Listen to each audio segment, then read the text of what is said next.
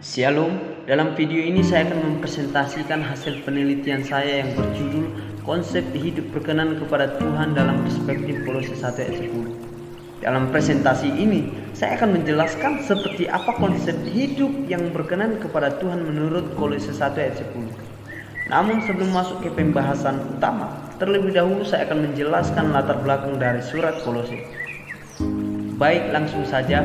Surat Kolose merupakan salah satu surat kiriman Rasul Paulus yang ditujukan kepada jemaat di Kolose, sebuah kota di wilayah Frigia Asia Kecil, sekarang Turki. Surat ini ditulis oleh Paulus ketika ia berada dalam penjara, kemungkinan besar di Roma sekitar tahun 60 sampai 62 Masehi. Surat ini disampaikan kepada jemaat Kolose melalui Tikhikus, seorang rekan sepelayanan Paulus yang juga membawa surat lain seperti surat Efesus dan surat kepada Filemon. Selain Tikhikus, Onesimus, seorang mantan budak yang bertobat menjadi pengikut Kristus, juga turut serta dalam perjalanan ini. Alasan utama Paulus menulis surat ini adalah untuk menanggapi ajaran sesat yang mulai berkembang di tengah jemaat Kolose.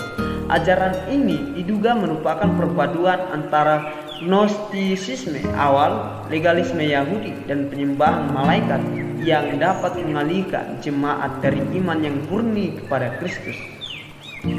Dan tujuan dari surat Kolose ini adalah untuk meneguhkan jemaat dalam pengenalan yang benar akan Kristus, menekankan bahwa Kristus adalah pusat segala sesuatu, dan mengajarkan bagaimana hidup yang benar sesuai dengan kehendak Tuhan. Dalam surat ini, Paulus juga mendorong jemaat untuk hidup berkenan kepada Tuhan, yang salah satu prinsipnya dijelaskan dalam Kolose 1 ayat 10.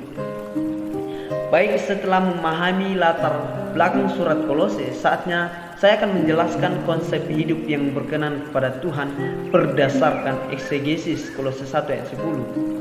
Teks dalam Alkitab terjemahan baru yang diterbitkan oleh Lembaga Alkitab Indonesia, Kolose 1 ayat 10 berbunyi demikian: sehingga hidupmu layak di hadapan Tuhan serta berkenan kepadanya dalam segala hal, dan kamu memberi buah dalam segala pekerjaan yang baik dan bertumbuh dalam pengetahuan yang benar tentang Allah.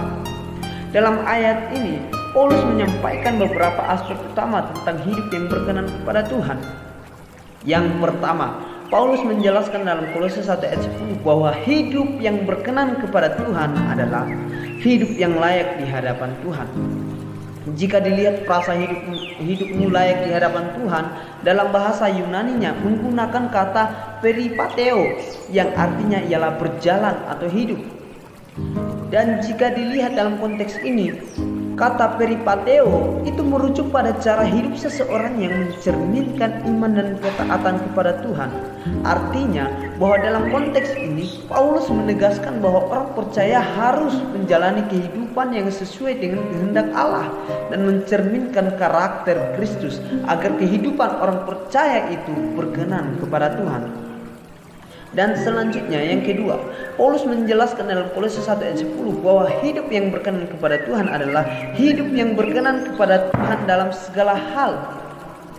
Kata berkenan diterjemahkan dari aresko yang berarti menyenangkan atau membuat seseorang merasa puas. Dalam konteks ini, hidup yang berkenan kepada Tuhan adalah kehidupan yang sepenuhnya tunduk kepada kehendaknya, bukan hanya dalam aspek tertentu, tetapi dalam segala hal. Ini mencakup tindakan, perkataan, dan sikap hati yang selaras dengan kebenaran firman Tuhan. Dan yang ketiga, Paulus menjelaskan dalam Kolose 1 ayat 10 bahwa hidup yang berkenan kepada Tuhan adalah hidup yang berbuah dalam segala pekerjaan yang baik. Bagian ini menyoroti bahwa hidup yang berkenan kepada Tuhan harus menghasilkan buah. Kata berbuah berasal dari kata karpoporeo yang berarti menghasilkan atau membawa hasil.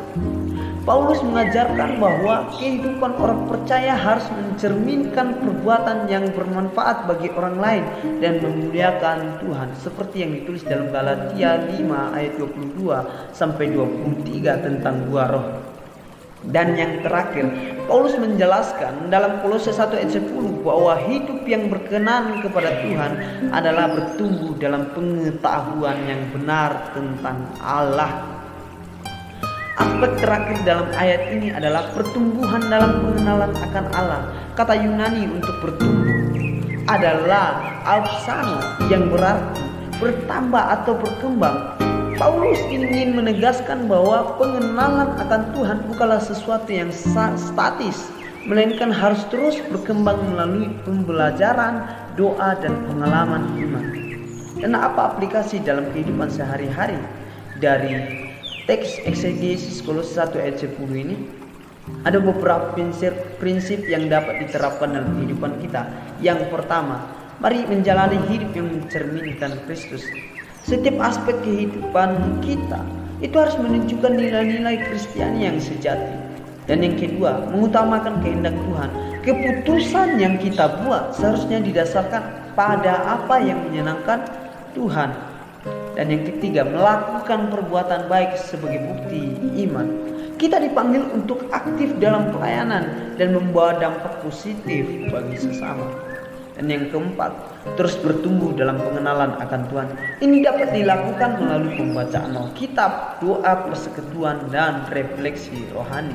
Dan yang menjadi kesimpulan dari presentasi ini, Kolose 1 ayat 10 memberikan pedoman yang jelas tentang bagaimana hidup yang berkenan kepada Tuhan. Paulus menekankan bahwa hidup yang layak di hadapan Tuhan harus mencerminkan ketaatan, menghasilkan buah dalam perbuatan baik, serta terus bertumbuh dalam pengenalan akan Allah. Dengan menerapkan prinsip-prinsip ini dalam kehidupan kita, kita dapat hidup sebagai saksi Kristus yang sejati di dunia ini. Demikianlah presentasi